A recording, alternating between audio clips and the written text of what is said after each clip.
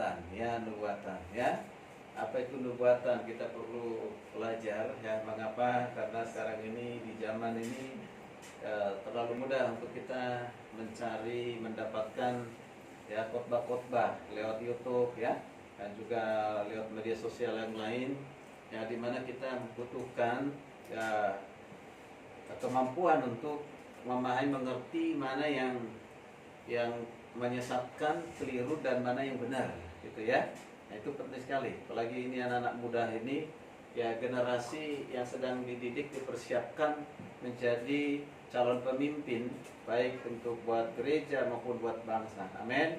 Nah, karena itu kita perlu dibenahi dengan kebenaran firman Tuhan yang tentu sesuai dengan apa yang dikatakan oleh Alkitab, ya. Jadi agak ubah sedikit dari apa yang dibuat oleh Ibu Gembala, yaitu kasih nubuatan dan bahasa roh, ya, kasih nubuatan dan bahasa roh. Nah, sebelumnya kita baca dulu firman Tuhan yang diambil dari kitab ya 1 Korintus. Cukup kita baca 1 Korintus, ya, 1 Korintus 14, ya, 1 Korintus 14. Mari kita buka Alkitab kita di 1 Korintus 14.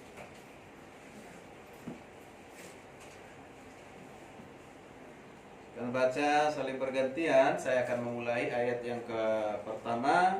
Kita silih berganti nanti, ya. Oke. Dimulai dari pertama, yaitu firman Tuhan berkata demikian: kejarlah kasih itu dan usahakanlah dirimu memperoleh karunia roh, terutama karunia untuk bernubuat. Siapa yang berkata-kata dengan bahasa roh tidak berkata-kata kepada manusia, tetapi kepada Allah, sebab tidak ada seorang pun yang mengerti bahasanya. Oleh roh ia mengucapkan hal-hal yang rahasia. Tetapi siapa yang bernubuat, ia berkata-kata kepada manusia. Ia membangun, menasihati dan menghibur. Siapa yang berkata-kata dengan bahasa roh, ia membangun dirinya sendiri. Tetapi siapa yang bernubuat, ia membangun jemaat. Aku suka supaya kamu semua berkata-kata dengan bahasa roh. Tetapi lebih daripada itu, supaya kamu bernubuat. Sebab orang yang bernubuat lebih berharga daripada orang yang berkata-kata dengan bahasa roh, kecuali kalau orang itu juga menafsirkannya, sehingga jemaat dapat dibangun. Jadi saudara-saudara, jika aku datang kepadamu dan berkata-kata dengan bahasa roh, apa gunanya itu bagimu? Jika aku tidak menyampaikan kepadamu penyataan Allah atau pengetahuan atau nubuat atau pengajaran. Ya, baik. Puji nama Tuhan. Mari kita perhatikan bersama-sama dari pembacaan kita. Jadi hal yang utama, fokus atau perhatian kita itu 3 kata: kasih, nubuatan, dan bahasa roh. Ya. Jadi saya khotbah hari ini agak sedikit pengajaran, ya. Jadi bukan khotbah yang praktis, mudah-mudahan bisa diikuti dengan baik dan coba sampaikan sesederhana mungkin.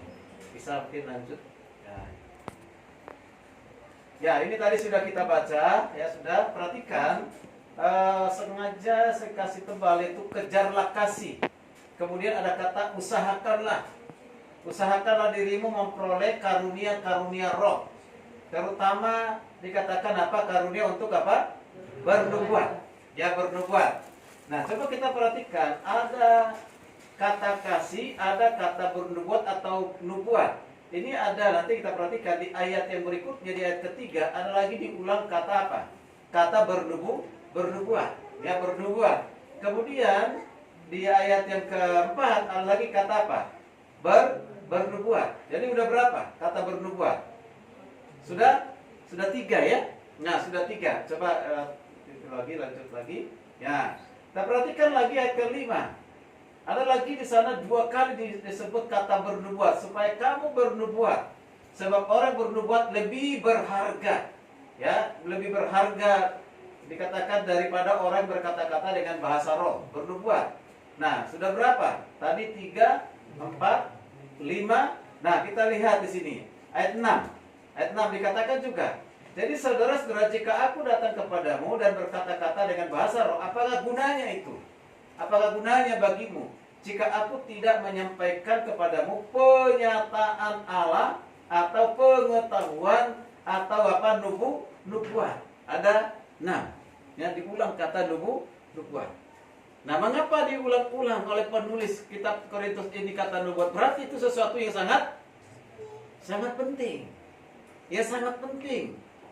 Ya, ini menjadi satu perhatian kita. Kita harus mengerti dulu sebenarnya kata nubuat itu apa. Ya, nubuat itu apa. Nah, oke, lanjut, Pak, kita perhatikan. Ya. Dan ini ada di Korintus ya, di kitab Roma, Pak. Selain di Korintus ada di kitab Roma di kitab Roma pasal 12 ayat 6 sampai 8 ada juga kata bernubuat. Dikatakan, demikianlah kita mempunyai karunia yang berlainan menurut kasih karunia yang dianugerahkan kepada kita. Jika karunia itu adalah untuk bernubuat, baiklah kita melakukannya sesuai dengan iman. Ada lagi kata bernubuat. Ya, mengapa tidak kita tempatkan yang pertama bernubuat? Padahal di sana ada karunia melayani, karunia mengajar, karunia menasihati, kemudian membagi-bagikan sesuatu, berarti memberi ya. Ada karunia memimpin, ada karunia apa? Kemurahan, bermurah hati, suka memberi. Seperti ibu gembala di sini, orangnya suka memberi. Ya, memang yang seorang gembala ya harus suka memberi, ya, bermurah hati. Kalau tidak mau bermurah hati jangan jadi gembala, kan gitu ya. Nah, memang begitu, harus berkorban. Oke. Nah, kita perhatikan. Nah, sebelum kita memahami apa itu kasih, bernubuat dan bahasa roh, perlu juga kita tahu bahwa setiap kita, siapapun kita, adalah orang-orang Kristen yang harus menjadi pelayan Tuhan. Amin. Tadi saya senang dengan anak muda pertama melayani. Setelah itu ada ibu-ibu, nah besok-besok bapak-bapak, gitu ya. Ya, nah bapak-bapaknya ini lagi di mana? Ini lagi di rumah nonton berita ya. Ya, kalau di kampung di mana? Di Pak Tertua kan gitu ya. Ya. Nah, kalau orang Batak ya tentunya ya. Atau kalau di Jawa berarti apa? Di warung kopi gitu. Ya, ngobrol. Nah, coba kita perhatikan. Nah, kita semua adalah anak-anak Allah dipanggil untuk melakukan pelayanan. Kita masing-masing mempunyai namanya karunia. Nah, ketika kita percaya kepada Kristus, sudah menerima Kristus sebagai Tuhan Juru Selamat, kita ini adalah anak-anak Allah. Kita ini sebagai anak-anak Allah, Tuhan berikan kepada kita kemampuan. Kemampuan untuk apa? Kemampuan untuk melayani dengan cara apa? Diberikan karunia. Maka tadi sudah kita lihat banyak karunia. Karunia bernubuat, karunia mengajar, karunia memberi, ya kan? Karunia memimpin, karunia jadi gembala, karunia jadi penginjil. Nah, banyak karunia. Nah, saya pastikan bahwa setiap orang percaya punya karunia, salah satu dari karunia itu. Ya? Nah, salah satu dari karunia itu. Nah, Tuhan berikan karunia itu untuk apa? Supaya kita melayaninya sesuai dengan karunia itu. Berbeda-beda karunia. Karunia saya dengan Mas Satria berbeda. Ya, berbeda, tapi sumbernya sama. Sumbernya dari siapa? Dari Tuhan. Nah, tujuannya apa? Tujuannya sama. Tujuan untuk membangun tubuh Kristus, untuk memuliakan nama Tuhan gitu, ya. Nah, berbeda karunia, berbeda orangnya, berbeda karunia, tapi bersumber satu, yaitu dari Tuhan, dari Roh Kudus. Tapi yang berbeda itu, yang diberikan itu satu tujuan. Tujuan adalah untuk memuliakan nama Tuhan. Makanya dikatakan begini, 1 Petrus 4:10, kita perhatikan ya. Layanilah seorang akan yang lain, sesuai dengan karunia yang telah diperoleh tiap-tiap orang sebagai pengurus yang baik dari kasih karunia Allah. Jadi Tuhan menghendaki supaya kita ini adalah orang-orang yang telah memiliki karunia itu untuk menjadi pengurus kasih karunia. Pengurus kasih karunia dikatakan apa? Kasih karunia Allah, harus dari Tuhan. Jadi harus menjadi pengurus yang baik. Ya, jadi artinya apa? Apa yang sudah kita peroleh karunia dari Tuhan, itu kita harus lakukan, harus kita kerjakan di dalam kehidupan kita, dalam pelayanan kita, dengan cara yang baik untuk memuliakan nama Tuhan. Maka dikatakan, layanilah seorang akan yang lain. Berarti ini, saya melayani hari ini firman Tuhan. Berarti saya dengan yang lain. Yang lain itu siapa? Jemaat Kingmi National Ministry, gitu kan? Nah, kalau kita masing-masing istri layani suaminya, ya kan? Nah, kalau belum ada suami, belum sungguh-sungguh dalam Tuhan, berarti memang tugas istri. Mau didengar atau tidak, sampaikan saja, ya kan? Biarkan Roh Kudus yang bekerja. Nah, demikian juga orang tua melayani anak-anak. Ya, anak-anak melayani temannya, gitu ya, dan yang lain. Memang yang menyampaikan itu katakan, layanilah seorang akan yang lain. Dengan apa? Karunia yang kita miliki. Lanjut. Nah, lalu kita perhatikan dalam 1 Korintus 14 ayat 1-6 dan Roma 12, itu tadi yang sudah kita baca tadi, itu berbicara tentang karunia-karunia. Ini adalah untuk apa? Membangkitkan motivasi dan juga pelayanan, yaitu apa? Fungsi pelayanan. Nah, jadi kita ini pelayan-pelayan, didorong, dimotivasi, kita harus melayani. Kita harus melakukan apa menjadi fungsi kita untuk melayani. Amin. Ya, jadi itu. Maka dikatakan di ayat ke-6 tadi yang sudah kita baca dalam kitab Roma ya, pasal Roma 12 maksudnya ya. Demikianlah kita mempunyai karunia berlain menurut kasih karunia. Dia anugerahkan kepada kita. Jika berkarunia itu bernubuat, baiklah kita. Ini yang penting. Bernubuat, baiklah kita melakukannya apa? Sesuai dengan iman.